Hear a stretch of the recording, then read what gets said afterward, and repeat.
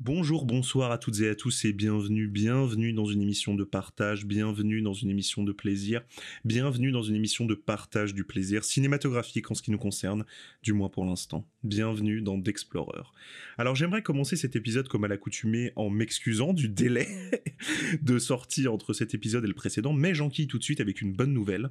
Ça y est, en ce début d'année 2024, j'ai enfin trouvé du temps à consacrer à la réalisation de ces épisodes.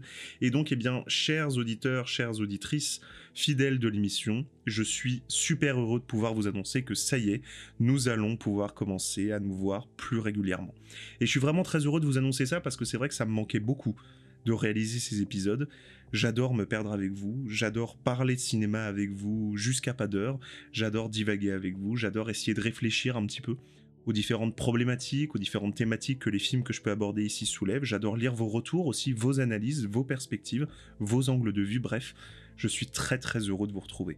Et quelle meilleure manière de fêter ces retrouvailles que de consacrer évidemment le premier épisode de l'année 2024 à la zone d'intérêt de Jonathan Glazer. Alors, pour celles et ceux d'entre vous qui sont des habitués, des aficionados de l'émission, vous le savez, Glazer et moi, c'est pour la vie. Il s'agit de l'un de mes réalisateurs préférés. Probablement un des réalisateurs vivants que je considère comme étant dans le panthéon des cinéastes actuels. Et donc, quand il sort un film, ce qu'il fait à peu près tous les 8-10 ans, et que son dernier film, il se trouve qu'il obtient le Grand Prix au Festival de Cannes, vous vous doutez bien que je me rue en salle dès le premier jour. Et j'étais dans l'idée, si vous voulez, j'avais dans l'idée de sortir mon micro, de réaliser cet épisode quasi immédiatement, en fait, à la sortie de la séance, et je n'en ai pas été capable. Lorsque je suis sorti de la salle, j'ai été soufflé par ce que je venais de voir. J'en avais perdu mes mots. Il y a des gens avec qui j'ai essayé de parler du film en sortant de la séance, qui peuvent en témoigner. J'étais incapable d'aligner 3 idées cohérentes sur ce que je venais de voir. Et c'est la première fois que ça m'arrivait. Parce que d'habitude, moi vous savez, je suis un mec insupportable, hein, j'adore réfléchir à ce que je vais dire des films pendant que je les regarde. Ce qui est absolument insupportable, ne faites pas ça, ne regardez pas des films en ma compagnie. Mais donc j'ai quasiment toujours 2-3 idées voilà, que je me suis faites pendant le visionnage, que je peux sortir après et en discuter avec les gens autour de moi, les amis avec qui j'ai pu aller voir le film. Là, rien. Le film m'avait quasiment ôté la parole. Il avait imposé en moi un silence, à la fois critique, analytique, mais aussi de spectateur, et m'avait plongé dans un espèce d'état de sidération qui faisait que j'avais comme perdu, devant le film, toute capacité critique de m'interroger sur ce que j'étais en train de regarder, en fait. À aucun moment je ne me disais « Oh là, le plan, il est bien !» ou au contraire « Oh là, le plan, il est pas bien !» si j'avais eu un avis négatif à donner. Je ne me disais rien du tout. Quelque chose en moi s'était figé. J'étais simplement en train de regarder quelque chose en étant absolument incapable de donner une quelconque appréciation sur ce que je voyais. Et je crois que je ne suis pas le seul à m'être retrouvé dans cet état de sidération. Parce que, à la sortie de la salle, en tout cas du film, ça parlait pas beaucoup. Hein. Les spectateurs, normalement ça discute évidemment, là il y avait un silence de plomb général. Il y a une difficulté générale à se saisir de cette proposition. Et maintenant que j'y ai pas mal réfléchi, je crois avoir trouvé un moyen de vous parler de ce film. Et je dis bien un moyen d'en parler, parce que la problématique générale de la zone d'intérêt, c'est que c'est un film exclusivement formel. Je voudrais commencer par ça. Ce que j'entends par film purement formaliste, c'est tout simplement je me repose sur cette dichotomie que l'on fait de manière complètement arbitraire entre la forme et le fond, vous savez, dans les œuvres narratives. En gros, la forme, ce serait la manière de filmer, la manière d'éclairer, la manière de monter, la manière de raconter, et le fond, ce serait concrètement qu'est-ce que ça raconte. Qui sont ces personnages, qu'est-ce qui se passe dans le récit, qu'est-ce qui se passe dans l'intrigue, voilà, quels sont les thèmes abordés, les réflexions, etc. Et en fait, ce qui est particulièrement intéressant avec ce film-là, c'est que il n'annihile pas cette dichotomie. C'est-à-dire qu'il y a des films où, justement, le fond et la forme sont tellement entremêlés que l'on peut dire le fond c'est la forme, etc. Là, il n'y a pas de fond. Je vais m'en expliquer. Glazer est de toute façon un formaliste. C'est-à-dire que c'est quelqu'un qui accorde beaucoup plus d'importance à ce que nous allons voir qu'à ce que nous allons comprendre de ce que nous voyons. En fait, ce qui l'intéresse d'abord, c'est créer des images presque décorrélées de la moindre interprétation. C'est-à-dire que c'est un metteur en scène chez qui l'interprétation n'est pas du tout centrale dans le processus d'appréciation de ses films. Que tu comprennes pas, on s'en fout complètement. Ce qui compte, c'est qu'est-ce que tu as ressenti lorsque tu as vu. Et tous ces films travaillent cette question-là, chacun à leur manière, notamment, c'est le cas d'Under the Skin que j'évoquais un peu avant, notamment en travaillant un épure narratif presque à l'os, c'est-à-dire que nous n'avons aucune mise en contexte, aucun nom de personnage, on comprend à peine ce qui se passe lorsqu'on regarde les scènes, etc., etc. Et là où il va encore plus loin dans ce film-ci, c'est que non seulement le film n'a pas d'intrigue, ça c'est quelque chose de très important quand même à noter, puisque le film donc nous raconte l'histoire de la famille Hoss, qui est la famille du commandant du camp de Auschwitz durant l'extermination, et nous allons suivre le quotidien de sa famille. Et c'est tout. Parce qu'en fait, le film ne nous raconte pas le quotidien de la famille Hoss. Il nous montre le quotidien de la famille Hoss. Avec un dispositif extrêmement particulier qui, évidemment, ne peut susciter que fascination et admiration, et ça a été mon cas aussi. Tout le parti pris du film, c'est de faire un film sur l'extermination nazie sans à aucun moment que ne soit montré le moindre acte violent. Donc nous avons des personnes qui vivent à côté de Auschwitz, je veux dire littéralement le camp est de l'autre côté du mur d'enceinte de la maison, et nous ne verrons jamais ce qui se déroule de l'autre côté de ce mur. Par contre, nous l'entendrons. Et donc c'est par un travail de superposition de cette réalité visuelle qui nous est présentée, le quotidien des différents membres de la famille, auquel vient se greffer l'ambiance sonore du camp d'extermination juste à côté, qui crée ce mariage particulièrement étrange qui va nous être proposé pendant 1h40. Et là où je reviens sur cette idée de pure forme, justement, c'est que le dispositif du film, c'est-à-dire le fait vraiment donc de nous filmer délibérément ce qu'il y a entre guillemets de moins intéressant, se concentrer sur le quotidien des enfants d'un commandant plutôt que sur l'horreur historique qui est en train d'avoir lieu de l'autre côté du mur, ce dispositif-là restera parfaitement inchangé tout au long du film.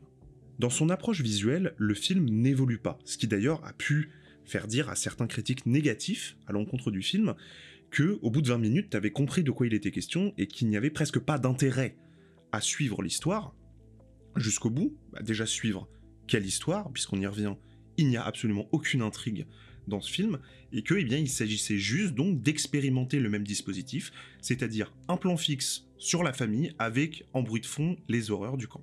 Et toute la radicalité du film et toute sa puissance, elle est là, évidemment, dans le fait d'assumer jusqu'au bout. Enfin, le fait-il jusqu'au bout ? On en parlera dans un second temps, mais d'assumer, en tout cas disons-le comme ça pour l'instant, d'assumer jusqu'au bout ce dispositif formel. Et de nous imposer à nous, spectateurs, de nous en contenter. Nous n'aurons droit à rien d'autre que ça. Et donc, comme nous n'avons, entre guillemets, pas de fond, on y revient, c'est-à-dire pas vraiment d'intrigue, pas vraiment de scène particulière, il n'y a pas d'élément dramatique au sens de la dramaturgie, tel que l'on conçoit la rédaction d'une histoire. Eh bien, qu'est-ce que c'est que ce film ? Ce film, c'est un dispositif. Donc, décrivons ce dispositif. The Zone of Interest, c'est un plan fixe. Voilà, je pense que dans 99% des plans, la caméra est fixe. Donc c'est un plan fixe, avec une valeur focale relativement large, plutôt du 24 mm, quelque chose comme ça, avec un travail sur la profondeur de champ qui fait que toute l'image est nette, quasiment. Il y a très très peu d'effets de flou et de profondeur dans le film.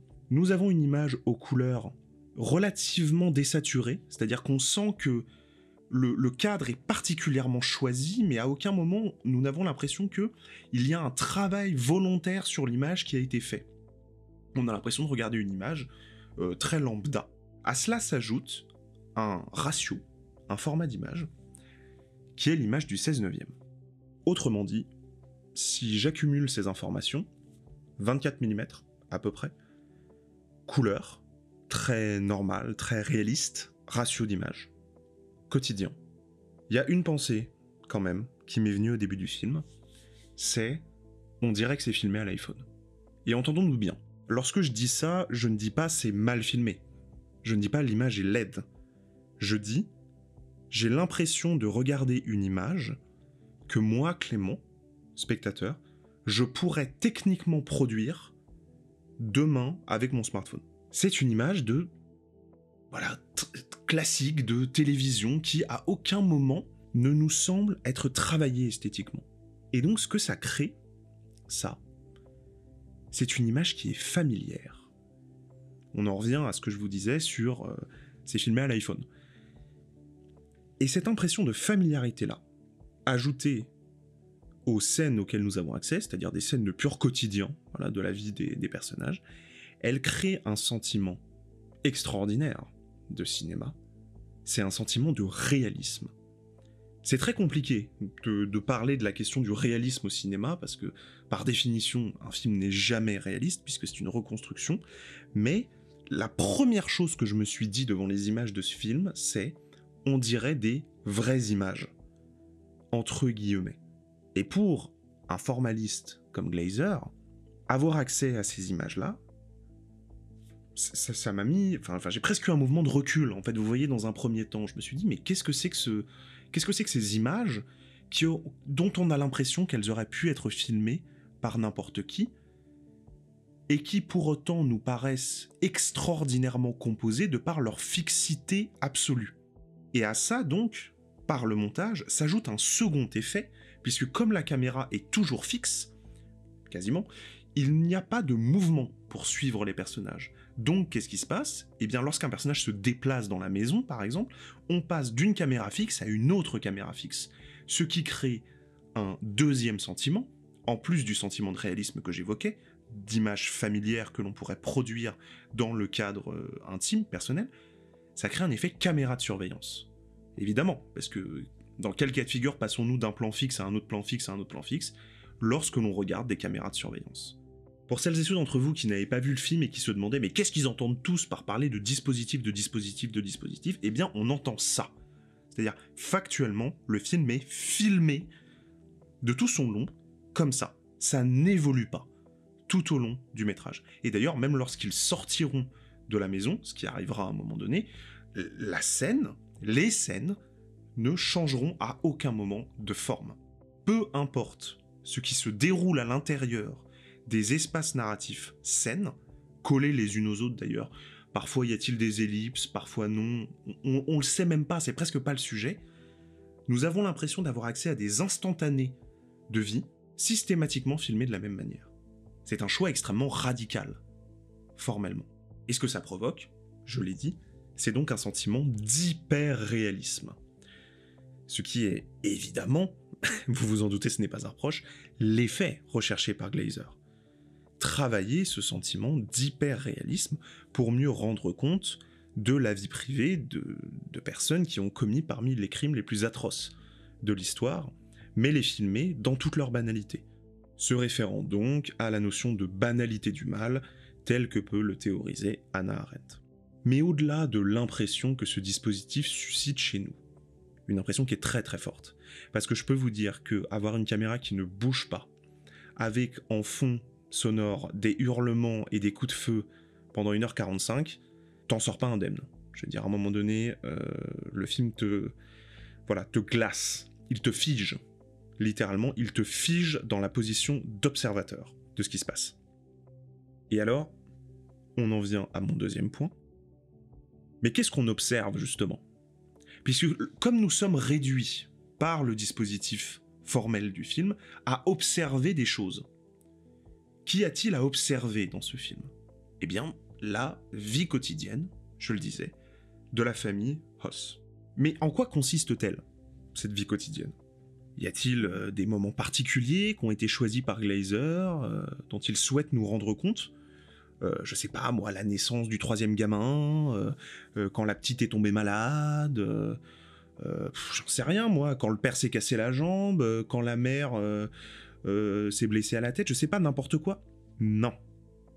Aucune scène de ce film n'est, entre guillemets, narrative, c'est-à-dire, dans la construction habituelle d'un scénario, ne vient construire l'étape d'un récit. Aucune scène ne fait récit. Donc nous sommes simplement là, nous spectateurs, à observer des gens faire des trucs, forcés que nous sommes par le dispositif formel à observer, un peu à la manière d'un opérateur de caméra de surveillance, des gens faire des trucs. Avec, toujours, en bruit de fond, évidemment, l'horreur des camps par le travail sonore qui est effectué. Et pour moi, c'est à ce moment-là, à ce moment précis, où après avoir construit la radicalité de son dispositif, après avoir construit une image hyper réaliste, après m'avoir forcé à être un observateur fixe, après m'avoir très clairement affirmé qu'il n'y avait rien d'autre à voir que ce qui était montré, il n'y a rien à analyser, il n'y a aucun récit dans lequel je peux m'engager émotionnellement, il n'y a qu'à voir. Ce n'est qu'un film de pure forme. Et bien là, je me suis retrouvé dans une situation à laquelle je ne m'attendais pas, face au travail d'un metteur en scène aussi puissant et affirmé que peut l'être Glazer, c'est que j'ai commencé à voir les limites du dispositif. Parce que qu'est-ce qui se passe pour un spectateur lorsque tu filmes le quotidien des personnages ? Qu'est-ce qui se passe ? C'est quoi l'émotion qui a lieu ? L'empathie. C'est ça qui se passe.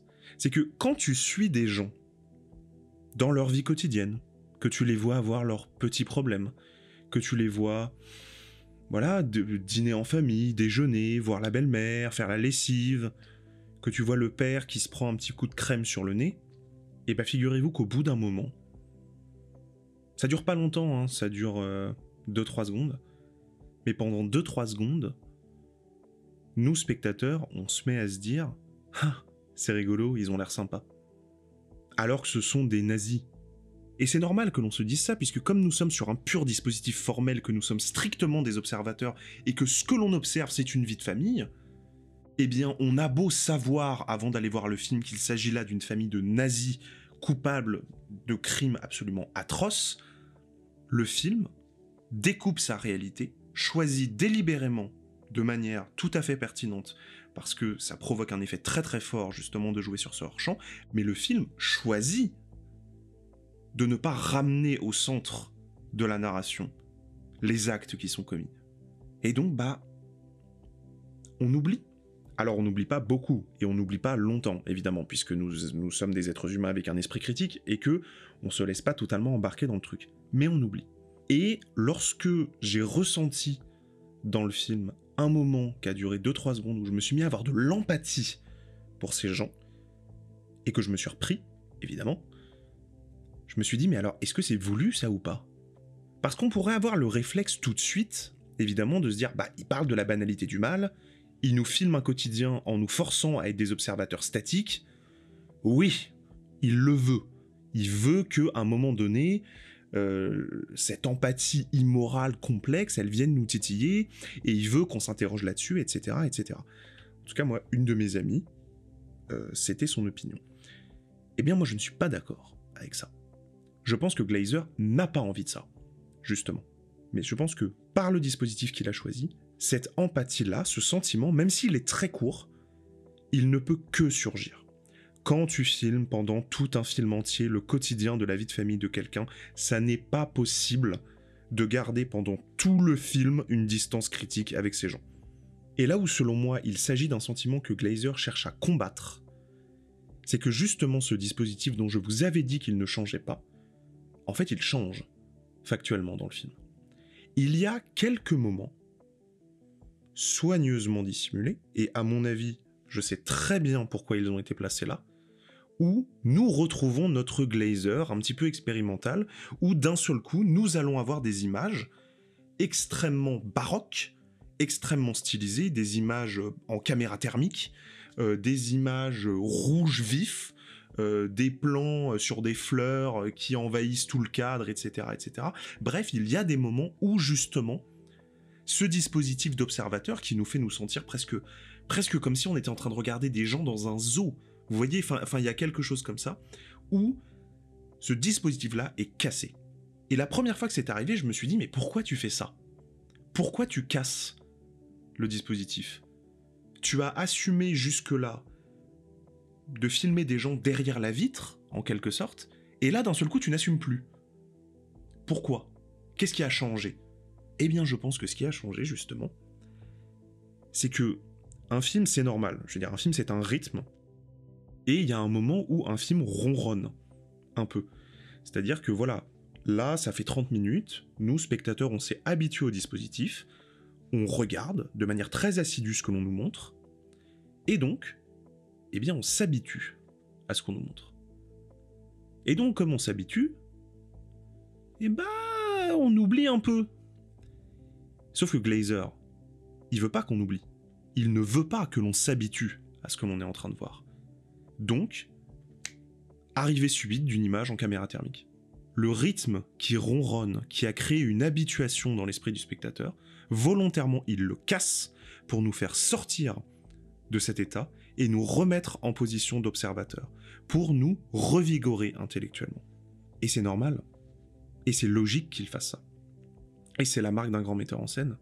Parce que je sais que jusque-là, on pouvait se dire, et je le comprends tout à fait, c'était le but de la formulation de mon argumentaire, on pourrait se dire que je suis en train de lui reprocher à Glazer de nourrir cette empathie. Mais non, je ne lui reproche pas. Parce que au contraire, le grand metteur en scène, c'est celui qui a conscience des limites de sa propre mise en scène. Et je pense que Glazer en a conscience. Et d'ailleurs, il en a parlé dans beaucoup d'interviews, de la problématique qu'il pouvait y avoir justement à filmer ces gens.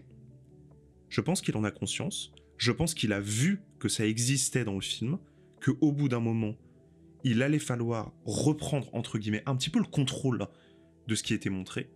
Et tout ça est la marque d'un metteur en scène brillantissime, extrêmement affirmé. Alors maintenant vient la question, quand tu installes un dispositif et que tu te sens obligé de le casser, est-ce que ça veut dire que c'était la bonne manière de filmer cette histoire ? Et là, vous vous en doutez, ça nous amène à un débat que nous n'allons pas avoir dans cet épisode, qui est la question de y a-t-il en fait une bonne manière de filmer ce genre de choses ? C'est tout le débat, Claude Lanzmann, Spielberg, la liste de Schindler, Shoah, etc.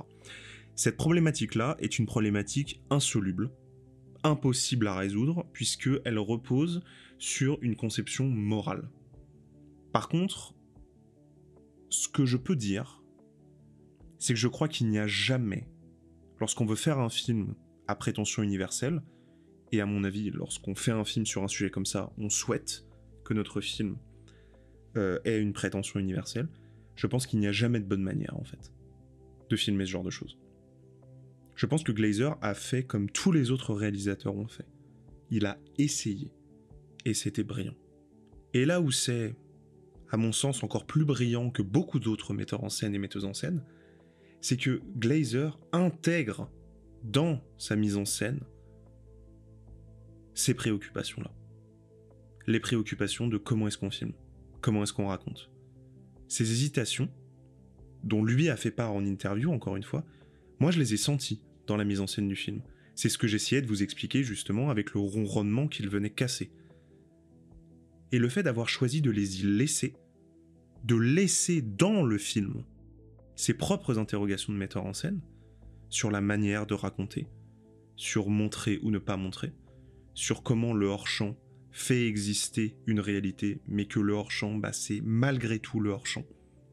Et que parfois, et à mon avis c'est le sens de la fin, il faut aussi ramener visuellement des choses, et je ne peux que m'incliner devant Glazer. J'ai mis du temps à développer cette réflexion que je vous partage aujourd'hui, mais en fait, je vais le formuler de cette manière, je pense que La Zone d'intérêt n'est pas un film réussi, parce qu'on ne peut pas réussir un film sur un sujet comme ça. Par contre, je pense que c'est un film immense. Je pense que c'est une œuvre d'art brillante. Je pense que c'est le travail génial d'un metteur en scène, génial, qui a essayé de faire un film qui était impossible à faire, sur un sujet qu'il est impossible de raconter. Et vous voyez ce que je vous dis là, ce paradoxe-là, qui est au cœur de la problématique de tous les films sur ce sujet-là. Pour moi, c'est de ça dont parle la zone d'intérêt. C'est un metteur en scène qui nous dit qu'il n'est pas tout-puissant et qui a l'humilité de nous laisser, nous, être les observateurs. Voilà, c'est tout ce que j'avais à vous dire sur la zone d'intérêt de Jonathan Glazer. J'espère que ça vous a plu, j'espère que ça vous a intéressé, que ça a nourri chez vous des réflexions, que vous êtes d'accord, absolument pas d'accord, et que l'on va pouvoir discuter de tout ça dans les commentaires. Je vous dis à très vite, je vous souhaite plein de bons films en attendant la prochaine fois, et une très très bonne soirée. Salut tout le monde.